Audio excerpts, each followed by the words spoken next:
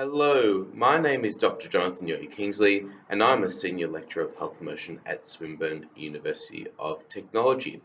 Welcome to Vlog 17, where I look at the health promotion potential of gardening. I'd like to acknowledge that I'm on the lands of the Bunurong people of the Kulin Nation and pay my respects to elders past, present, and emerging. Today, I'm going to be responding to a question asked to me from Robert.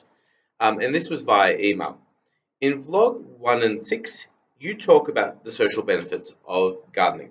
Social interactions come in many different forms, but in your vlogs, you make it seem like these interactions in the gardens are all the same.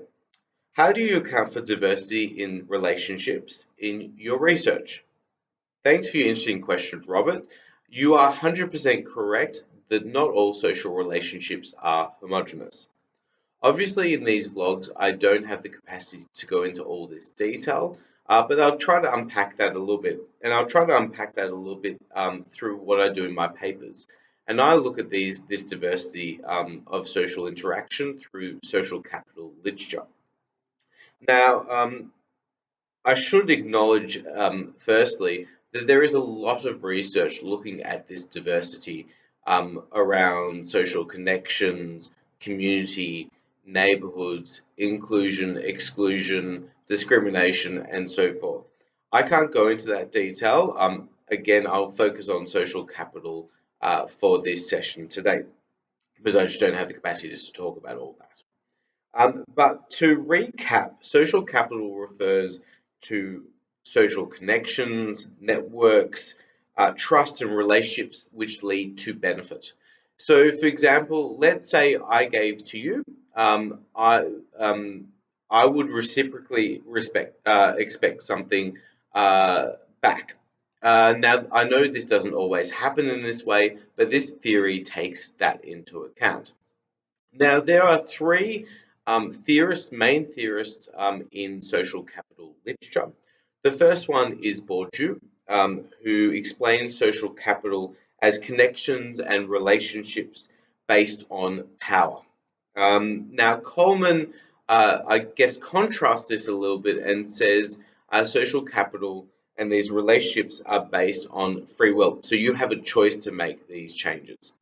Now, the one I often use is Putnam.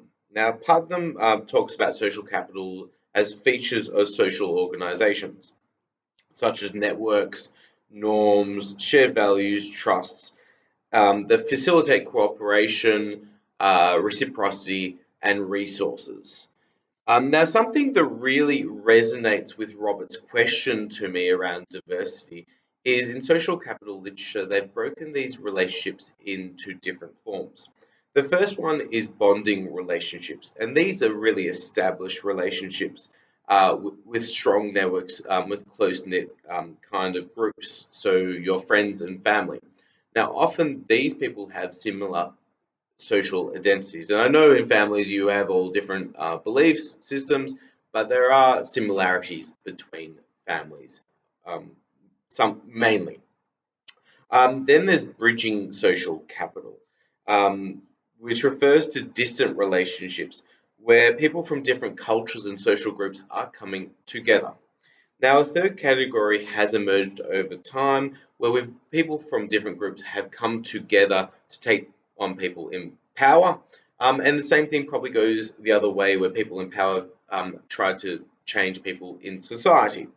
Now, some academics think this is totally inadequate to explain these social interactions and diversity and advocate for micro level social capital which is explains inter-community ties and extra-community ties, and micro-level social capital, which talks about government and institutional actions and responses to social scenarios. What makes this even more complex to talk about this diversity is some people are included and excluded. Now, we all know there are social hierarchies in society. You don't have to look far to see that. Social media, influencers, whatever. So some people are excluded from these resources and support over other people. And this exclusion is called the dark side of social capital. So, how does this research all come together in my gardening research? Well, think about it like this. You have community allotment gardens. Now, for one, you have gardeners who are diverse working in one space. Then you have people who own the land or manage land. In the Australian context, that is often local councils or community organisations. Then you have neighbours who may want to use or don't really like the community garden being there, possibly even vandalise it. Now that's a common thing. And then you have building developers who may be eyeing that piece of land where the community garden is, and so forth. So therefore, you can see that a community garden is a really, really big social experiment where we should be looking at this diverse interaction. And I talk about the bonding, bridging relationships that go on, the power relationships that go on, the inclusion and exclusion that goes on in that space. Another example of how it happens in the garden space was from my COVID-19 gardening research. So a lot of families came together in the garden setting, in their gardening setting, because it was a safe environment. It was really positive, and people and even neighbours came together to interact in that space.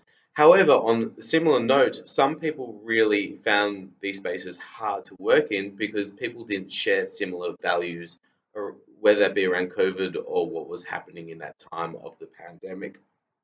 So I could talk about this issue for hours and hours and hours, but I'll stop it there. So I've given a little bit of a taster of how this diversity works, Robert. I hope I've answered your question. Please keep on firing questions at me and I'll try to respond as best I can. Thank you.